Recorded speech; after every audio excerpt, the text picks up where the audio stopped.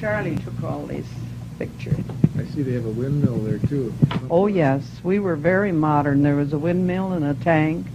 Very modern farm. How large a farm was it? 80 acres, I think. It was impossible to make a living on that. Here's another one in Yellum. This was a cherry tree right out of the house. See, the house was on this side. And we used to get so many minutes to get in the cherries and compete with the birds to get them. That's where, you know, when my mother played this record down on the farm, I used to just love it. And then in my mind, this cherry tree would come to my mind. And I think that's why, you remember in the songs that Lil sang? Lil used to sing this one to me when I was a little girl when she'd babysit me on the farm. We had, our swings were in the orchard. You see, there was, in this side there was an orchard, and that's where we had our swings. And that, maybe that's why I liked that song so well, because they were swinging in the orchard. There were fences all over. This probably to keep the chickens out. Of course, to keep from falling, his arms around her straight.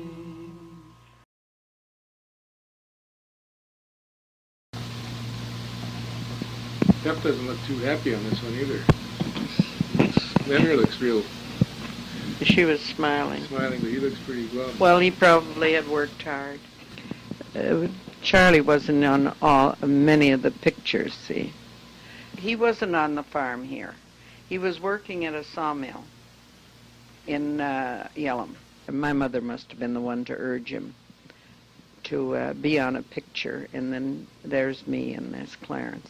And Doris and Lil, they were they were going to see what was going on, and they didn't realize that they'd be on the picture. By that time, you see, the Archie was big enough, and Lil, and even Doris helped, you know, for weeding and all. And we weren't really there long enough. And then, of course, when the trashing crew came, well, they came with their help. He was visiting for the Sunday probably here. He Yeah. dressed up in the Sunday Yeah. clothes. And this was Clarence and I. That was from, that would have been 1913. That's from Spanaway. How come you went to Spanaway? Well, where were we going to go? Why didn't you come back to Minnesota? Well, they couldn't do that, you know. They'd be eating crow. How far is Spanaway? I don't... That was between Yellum and Tacoma. Now, this is another one by that cherry tree. This would be Yelm in 1912 again, or 1911. 12. 1912. Now, here's another one. It was taken that same day. It was on a Sunday. Was there some reason that Pepe was all dressed up, or did they... Well, it's on Sunday, whether you went to church or not, Sunday was Sunday, you always dressed up. There was no such thing as wearing your overalls on Sunday. Now, when we went back in 36, these trees were still here, and I got pictures just about the same as that on my Kodak. Here's the school. Now, this was one of the first consolidated schools there, that they had made a clearing in the woods. They were lumbering yet. This is the front and this is the back of the school where I first went to school. That was in Yellum. And the bus we had was, one of the farmers had an old, I guess, a hay rack. That's what we got picked up with to go to because it was a distance then. It was further than they figured we should walk. There was 2 rooms. So they had 2 teachers? Yeah. How many kids would go with them? Well, all the ones around. I know there was, I don't remember how many kids there were in my room. You see, I was 6 years old then. And then we didn't go there too long. It looks like it's brand new. It was brand new. You know, when we visited that in 1949, it was all overgrown with grass right up to it. Yeah, well, you see that, But here they it's- didn't use it. It was brand new. In fact, it wasn't quite finished in the inside. when they opened up, see, they were abandoning that one that the other ones went to. That was the sawmill where Charlie worked. You see, they were still lumbering. Here in Yellum was where Charlie heard about these player pianos, and he went out and bought one. I don't know if they traded in the old piano we had brought from Hamel or not, because you see, that was one thing they brought with them as a piano. I think Charlie had bought it to begin with because he was going to learn to play it. He traded it in on player piano, and that's what came out to the farm in Yellum. And that's where we had music, always music. He loved good music too. And every night, then, you know, when he was home, he would put us to sleep with them. We'd all go to bed, and then he'd pump the piano, you know, play the piano, and then we'd go to sleep with the music. Wouldn't Pepper sing to her or do anything either? Or was he... Oh, he got kind of, I don't know. My mother always made fun of his singing. Well, she didn't realize he had such a beautiful voice. He could have been an opera singer. But I don't know. She was like... You seem to have more memories about Uncle Charlie than you do about your father. I mean, Well, he played with us more. Pepper was more... on the farm, he was more distant. He was more with the older kids. See, I was kind of lost at the bottom. I remember him playing, you know, with Clarence, and he was so big and strong. When he was, I think he couldn't have been more than about 4 years old when Pa would be standing in a, you know, up near a door case or something. Clarence would come and get him between his legs and lift him right off of his feet. He was only about 4. He was so strong. Pepper wasn't very big either, was he? No. He weighed a lot. He wasn't... In his prime, what was he, about 5'6", 5'7"? About 5'7". He was taller than my mother. How tall was she about when she was standing straight? About 5'2". You know, after I was a little bit old, you see, he fussed over the older kids. You know, now when we were on the farm, one of the big things was to put us on the wagon and give us a ride with the horses and stuff like that. It was different. Where with Charlie, I think one of the reasons why he'd take me on his lap and he'd tell me stories, you know, when he was a little boy, and rock me to sleep, stuff like that. Did he ever talk to you about stuff that had happened to him as a young... young... He told a lot of things. He always did that. And if you listen, then he'd tell you more. So he told how he, you know, the different things that they did on the farm when he was little. Like one time he says that he was watching, one of the first recollections he had as a little boy was some farmer had his horse, and the horse started to run away, and what do they call that, the whipple pole? Between the horse? Yeah. Between the horses broke. And he says and the horse bolted up, and he says when he come down, he got that in his chest, and he says that always bothered him. He remembered seeing that, and they had to kill the horse.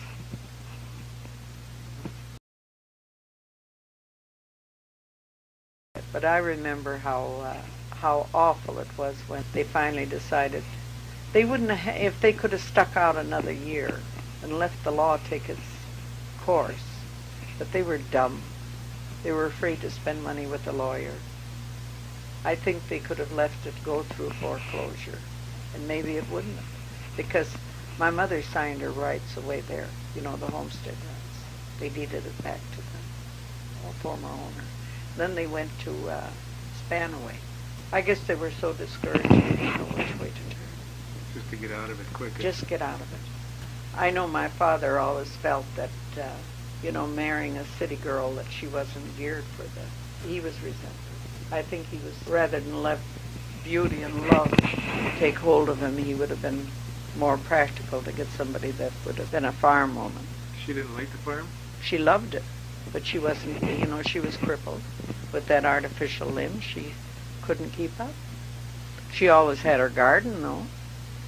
Did she do a lot of canning? Oh, yes. An awful lot. I remember that we were in fruit country, in Yellum there, how she canned, the fruit cellar was just loaded with fruit, canned goods. Of course, in those days, there was no way of canning vegetables. They'd spoil. Everything they did was open kettle. Would she put the wax on it? Is that what you're talking about? No, they had fruit jars, but the fruit and tomatoes had an acid in them they would keep with an open kettle. But now with green beans or wax beans or anything like that, it wouldn't keep. Now that, even today, you have to do that under pressure for it to keep. But she made a lot of jelly. She did a lot of baking. And of course she made all of our clothes. And where did Pepper market this stuff then? Would they? Well, I suppose it went to Tacoma. Had somebody come and pick it up, or would he bring it in himself, or how? I can't remember if he took it in, or he must have brought it in. But I remember on the farm how when it was time to kill the animals, Doris would go in another room and she'd hate him. And of course we were all hidden from it. My mother didn't want us to watch it. And it usually ended up where the calf that we had played with, when it was a baby and everything, that'd be the one he'd choose to butcher. And that's why Doris would hate him, because it was her pet. It was a way of eating. I think that was before we ever went to California, Charlie came home with this little dog when I had pneumonia. He brought home this little white baby dog, just a tiny white little dog, Spitz. When we went to California, he took him in the rooming house where he was staying, because he stayed in Ballard, and he kept the dog there. Well, anyway, while we were down in California, the dog ran away. I don't know where he went, but anyway, when we got back to Ballard, they found the dog again.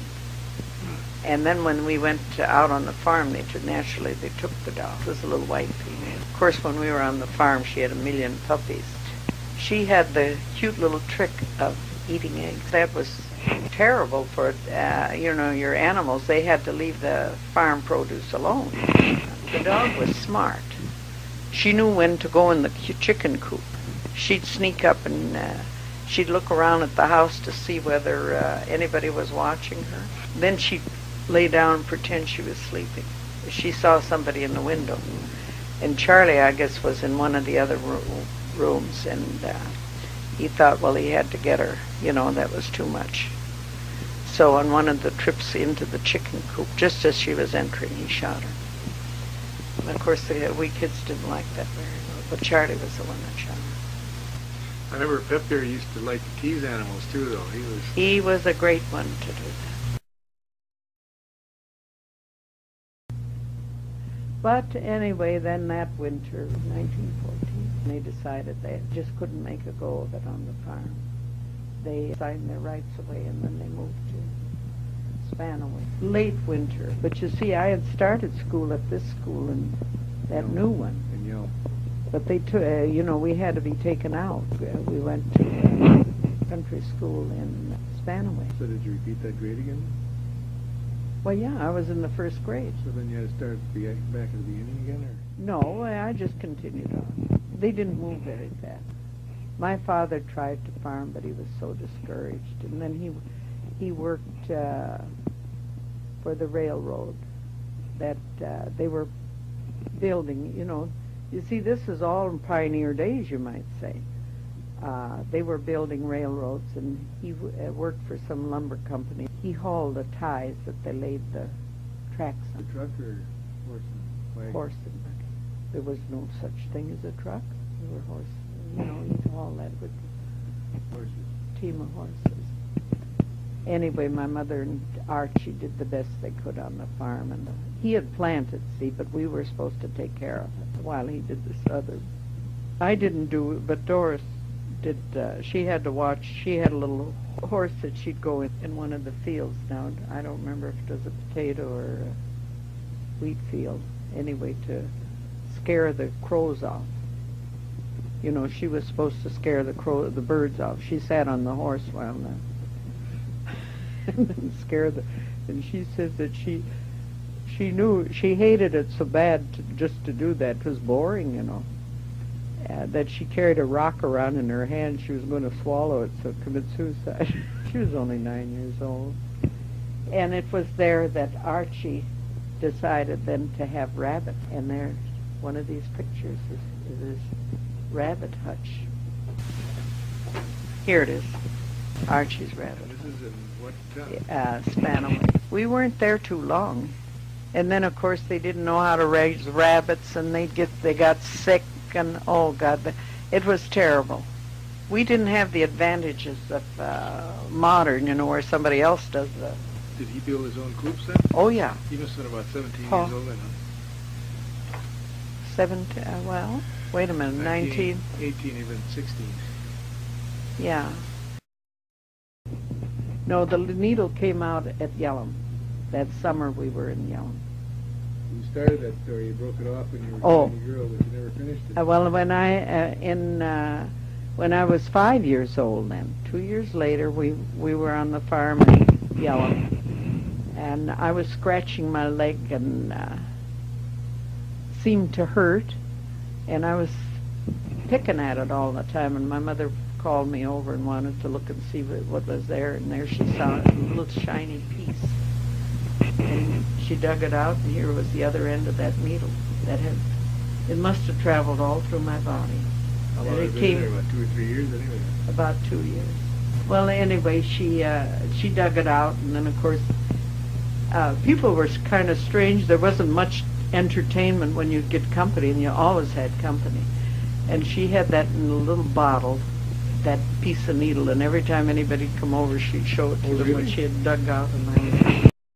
Now, one thing I forgot to say when we were in in Spanaway, should I put that in here now, about how we used to go in the springtime. We always went in the fields and woods to pick wildflowers. And on one occasion when we were in the field picking violets, it was on the way home from school. The school wasn't too far from the home, so we walked.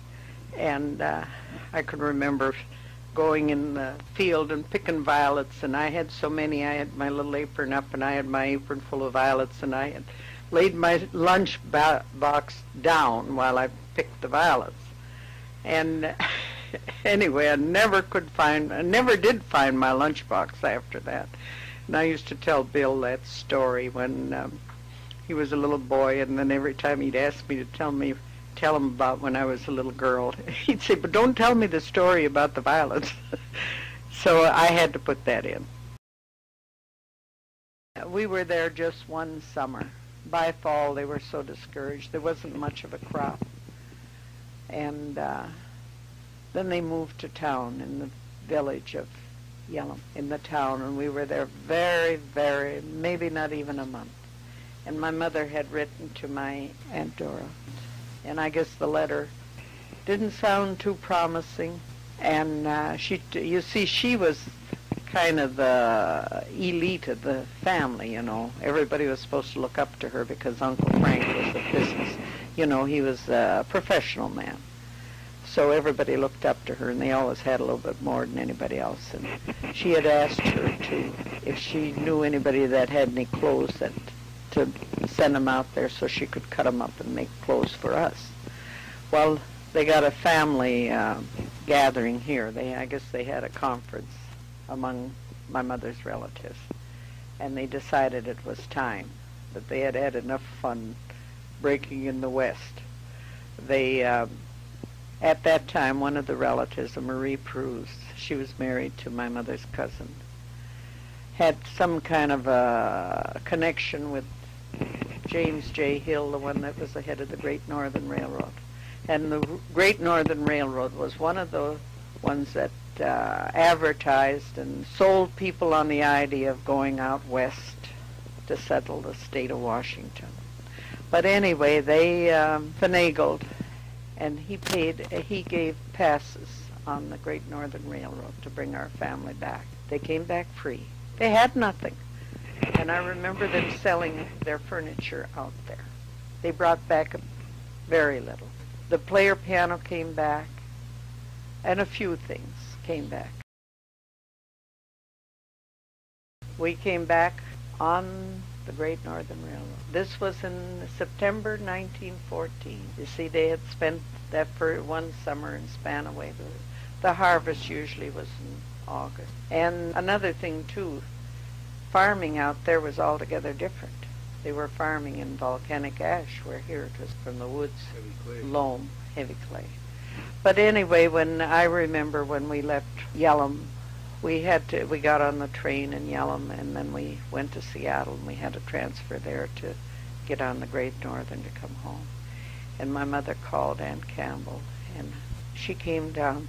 Anyway, Aunt Campbell came and sat in the depot several hours, and I can remember both her and Ma were crying. And she kept saying, "Why didn't you tell me you were having such a hard time? Why didn't you tell me? They could have helped us." But of course, the folks were too broken and heartsick. They couldn't. But getting back to our trip to Minneapolis, we were on the train for 3 nights and 3 days. In those days, it took longer. We left Seattle early in the morning, and we were on the train all that day and then all that night. And I remember my mother had a basket of fried chicken that she had enough food to carry us all until we got back to Minneapolis. We slept, we had berths, so we were able to go to bed at night. And then, of course, in back of the car, they had the old cook stove, so we could warm up our food. And I can remember the porter coming by and my mother shared some of the chicken. You know, Negroes always like chicken, too. And he'd always say, "Ma'am, it'd be a shame if that chicken would go to waste." Well, then she'd hand him a piece. It went on quite eventful. And then it was in September 1914. It might have been just 2 nights and 3 days, because I remember getting back. We were good kids on the train because we looked out the window and everything looked so beautiful, you know, riding on the train. We didn't get too many rides except with the horse and buggy. We got into Minneapolis here at the old Great Northern Depot. It was about 10:30 at night. And I can remember taking the suitcases. The relatives were all here, and we got on the streetcar outside. It was about 10:30 at night. And the folks had never seen that depot. It was brand new then. Anyway, then we went over to Grandma's, and Aunt Lonnie had a big supper for us at that time of the night. And, of course, the family all separated because there were so many kids, you know, 5 kids, and they didn't have, one place didn't have enough room to take care of everybody. But I know I went over to Marie Bruce. They were a young married couple, and we knew them, so they were the ones that took me home with them. They were the ones that negotiated for the passes to come home. Auntie Perouse was Grandma's sister. That was the mother of Marie Perouse's husband. She married a widower, and she was old when she married. And she had only one son, which was Donna. Marie was his wife. She wasn't much older than us kids then at the time, because she was just a young woman, and we liked her. We stayed with the relatives then till they found a house to rent. And the house belonged to a couple that had split up, and they were going to get one of these unheard of things, a divorce. The furniture was all for sale, and the house, of course, was for rent. The folks bought the furniture. It was right in the house, so they didn't have to do much moving. So we lived there. It was at 1315 6th Street Northeast. It was across from Aunt Lonnie's. She lived at 1326 6th Street. But we were across the street. Everybody lived within 2-3 minutes of each other walking. It was up there on the hill. And that's where this picture was taken. That was a family picture. That must have been taken that same fall, in late 1914. When we lived at 1315 6th Street, the first place we lived in Minneapolis, that first year, one of the neighbor women died in childbirth. And that was one of my first recollection of death. See, I was 7 years old. I can remember them preparing the house, cleaning and so forth. In those days, the coffin was displayed in the home. And then there was usually a wreath or a crepe put on the outside of the house, on the doors, signifying somebody was in their death. Well, anyway, the day of the funeral, there was umpteen hacks, white hacks. She was just a young woman, see, and they were white. They were the hacks, they'd be similar to what Queen Elizabeth rides around in, a carriage. On the top, there was the driver was sitting kind of high, and then the bottom was kind of underslung, and that carried the people to the cemetery. And I could remember there was so many hacks, and my mother says, don't count them, that's bad luck.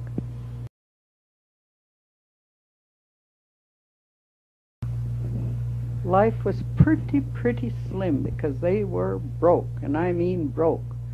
Pa had never done anything outside that little factory work in Seattle there when he worked in the lumber mill, and come back to Minneapolis. In the first place, we were in a depression. World War I was going on in Europe. That was the year that Archduke was shot in Serbia in the early spring of 1914. And this was in the autumn. Grandma Lefebvre was going to pay our tuition over to the sister school, which we had to see a nun. We had never seen none. We didn't know what they were. We come off of the farm. She took us over there one day at the school. It was shortly after we got here. Anyway, I can remember this nun coming, putting a book in front of me, told me to read. And I was just as shy as could be, so I didn't even open my mouth. So all of a sudden, she takes the book, slams it shut, puts me back in the first grade. I should have been at least in the second. And that happened to all of us. They put us all back a grade. Even Archie, he got to go to the public school, but they put him back a grade. So when he graduated 8th grade, he was 17 years old. You see, when they started school in the first place, they didn't start him at 6 years old. It was 8, 9 years old. Somebody decided, well, maybe he should go to school. But there was no laws, compulsory laws. Well, anyway, I went to the French school, but that winter we were all very sick, very sick. We had a very slim Christmas that year. They brought Charlie home at the past two in December. So neither he or my father were working. They happened to have a grocerman, Sam Eamon, and that my mother knew that he left her charge the groceries. So otherwise, I don't know what we'd have done. Maybe they had a little money from the sale of their furniture before they left Yellum. I don't know. Well, anyway, Charlie come home in the first part of December, and there wasn't any Christmas that year. Marie Prusse was connected with they called it the Sunshine Society, where the rich people gave them their cast-offs like you would give for a rummage sale today. And they gathered all of that, and then they distributed it to poor people. Well, we got some of that. I remember I got a little doll, and Doris got a doll. I don't remember what the rest of them, but we all got one thing. Of course, there was a lot of clothes in there that my mother could cut up to make us clothes. What did Pepper do for work?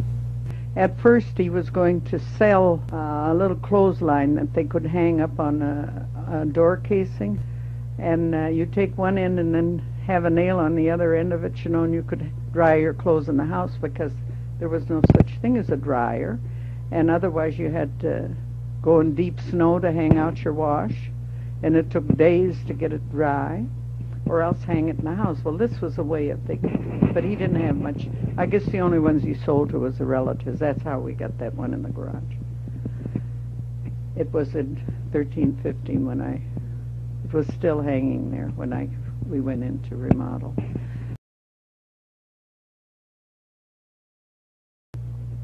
That winter, then both Charlie and my father landed a job with the streetcar company for $13 a week, and I guess they worked 48 hours a week, and they worked Sundays and everything else, cleaning the streetcars when they got to the barn. Of course, they found things like handkerchiefs or an umbrella. Charlie always come home with the newspaper because people left their newspapers in the car, so we didn't have to buy a newspaper to keep up the with the news. After Christmas, we all got sick.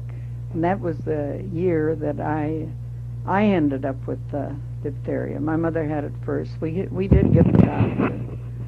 And it was old Dr. Alvin had moved to Minneapolis, but he came and gave us medicine. And it ended up, I guess Lil was the only one that didn't get sick. She was the one that could wash the dishes. Well, it ended up where that year, to amuse us, we all crocheted. You know, it kept us quiet, and we crocheted, and we made all kinds of stuff. But anyway, when I got it after Christmas, we didn't have any kind of a Christmas outside of what we got from Marie Perouse, and we were poor and hated it. And my mother never let my father forget it either, about the farm. We survived, and when I was awfully, awfully sick, then I remember the priests coming over there to visit me, and on one occasion they figured I was going to die, so they gave me the last sacraments. I got to have my first confession then, and I was going to be 8 years old that following birthday. And I can remember them all kneeling around the bed, crying, you know, and saying the prayers for the dying. And I kept thinking in my own mind that I don't know what they're doing that for. I'm not going to die. After being very, very sick then. And of course in those days they put a quarantine sign on the house, and we had that on from January then until March, when they finally took it off. But through this bout with diphtheria is what I inherited, the damaged heart. I guess it's similar to the rheumatic one. But and then another thing too, after that first fall in school, I didn't go back to renew my first grade. So I didn't go back to school in that year. And then in the fall, when I went back to school, they very conveniently put me back in the first grade. So actually I had 3 years in the first grade. You know, I didn't complete it, so there was nothing else to do. So I was always the oldest one in the grade. But then along when I got to the 5th grade, I decided to go to summer school one year. All the kids were going to summer school. Public schools had that. I guess to keep the kids off the street, I don't know. You went for about 6 weeks, I guess. Well, then when I went back to French school in the fall, that's Our Lady of Lourdes School. It's not there anymore. It was on 5th Street and 6th Avenue Northeast. There is a high-rise there now. It was operated by the St. Joseph Sisters de Carondelet. Oh, I went back in the fall then, and of course, I did pretty good. You know, of course, I was sickly. I had my mother watched me like a hawk, so to play hard, I couldn't do that. So I would sew for my doll. I sewed and sewed and sewed. Then the next year, in 1915, Charlie was with us, and he had worked. He paid room and board. You see, of course, the folks could use that. And then when Archie graduated, then he got a job. All he made was $5 a week, but then they turned that into my mother. And between what she got from Charlie and the little wages that Pa had, we were able to eat. She knew how to manage well. Anyway, that Christmas is when I got the little rocking chair. I guess Clarence got marbles, big glass marbles. Lil and Doris each got what they called it, a fascinator. It was a scarf, you know, to wrap around their neck in the winter time. It was real pretty. And Archie, I don't remember what he got. Where was he working? When he went to work, he worked in the silk department with Ed Donaldson's. And one of his partners was this George Amlickson. They were good friends. And he went on to open his own fabric store, which you probably remember, on Nicollet Avenue. Yeah, they've just gone under now. Yeah, they just went under. But anyway, it went on. I guess it passed on to his children and everything else. But he and Archie worked together at Donaldson. Well, anyway, that Christmas was very joyous. That Christmas was very joyous.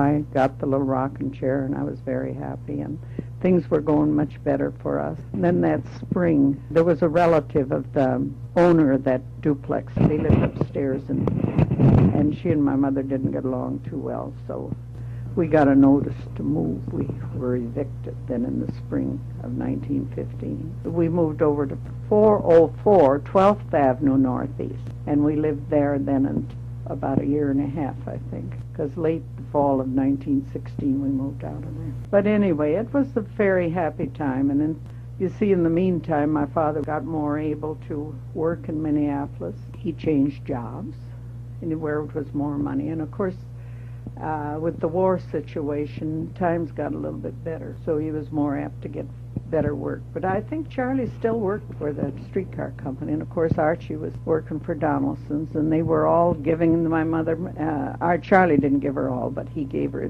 the room and board. So they were able to manage financially and to eat.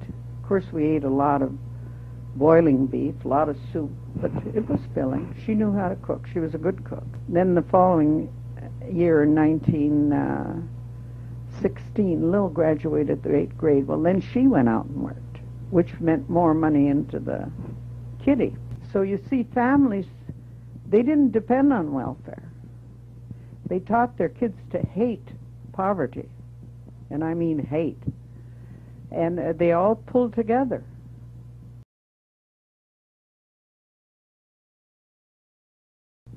Then late that year, they decided to go back closer to Grandma's. There was a house for rent across the street from Grandma's. It was 1326 5th Street Northeast. Things were going better, and of course with the war situation, there was a lot of war jobs they were selling. We weren't in it, but they were selling to the warring nations and so forth. Times were much better, and Pa got another job. He worked at Gross Boiler Work then, and making much better money. And of course with Lil and Archie both working, and there was more coming in. And then there was a happy, very happy time, because the house was open to all the teenagers. They were both, Lil and Archie were both teenagers, and of course she had more girlfriends than she should have had, because Archie was very, very handsome and shy. So a lot of the girls, they wanted to make little eyes at Archie. They had to be a friend of Lil. And so we had an awful lot of people coming. You know, there was parties all the time. They did a lot of square dancing. Throughout my folks' marriage, when they had a party, it always ended up square dancing. In the house, somebody would take up the rugs, and they'd have a party. And there was many of them over at 1326 5th Street. Everybody would bring a sandwich or bring us some food, you know, for the lunch afterwards. And they'd have a big party, and then they'd square dance. Oh, that was so much fun. Uncle Telesphore played, he could play this like they do with the barn dances. Solway, and Joe Coulomb was the caller here in Minneapolis. And they did an awful lot of element lefts and circle to the right and all of that. It was very simple, but it was fun. Uncle Telesphore Coulomb was the husband of Aunt Lonnie Coulomb, my mother's sister. After we got to Minneapolis, one of the things my father used to do with us, at first it was Doris and I. He'd take us to the circus. He was a big fan of the circus. Every circus that it came, he had to go, and then he'd take Doris and I. And one of the things that I used to get me was, you see, when the circus came, they'd rent some land, and they came with the big top. That was the big tent. There was no provisions for a biffy, no provisions for water, and I invariably had to go to the toilet and get thirsty. Well, my father anticipated the thirst, so he'd take a bottle of water in his pocket. By the time I'd get thirsty, it was hot, being in his pocket. And I don't remember, I guess he finally took me behind a post or something so I could go to the bathroom. The big top didn't intrigue me too much, but I didn't dare say Pa I didn't care for it, because he thought so much of it, and I think I would have hurt his feelings if I didn't like it. But then Doris outgrew that. She started to work before I did, and of course then it graduated where Clarence and I would go. And then he'd take us to the place where he worked. It had a picnic in the summertime, and he used to take us out. Pa'd take us with him, the two of us. You see, my mother wasn't able to go. Once in a while, he'd take us to the show, and he was working he stayed at the boiler place until about 1921. Grandpa Lefebvre died in June 1918. It might have been emphysema. They said it was something that was from the dust where he always worked, carpenter worked in the paper mills or where it was dust. But it might have been emphysema. He always smoked a pipe. I don't know if that had anything to do with it. And by the way, Grandma Lefebvre always used snuff. She used to kind of play with us by putting some in our nose, and then we'd sneeze like the dickens. But anyway, when Grandpa died, then in 1918, that was one of the first ones that had limousines, automobiles. The funeral was the funeral left from the home because he was displayed in the living room of the home at 1309 5th Street. They lived all their life there. After they came to Minneapolis. Well, at a funeral, then neighbors, everybody brought food. That was the thing. I don't know why they did that. And then every once in a while throughout the day, during the casket was never left alone around the clock. And that lasted 3-4 days. And through this, the food was to feed the people that was in the house at mealtime. And then along around midnight, then somebody, whoever was there, because there was always a bunch that spent the night. Then they would put on a feed again, so there was a lot of food.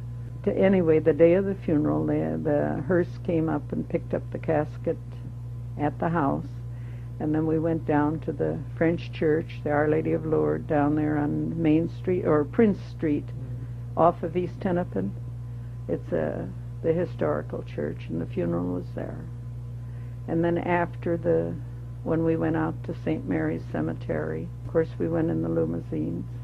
I don't know why it was that I didn't have a hat, and of course we had to have a hat in the church in those days. And they borrowed Leona's, so I'd have a hat to wear that day.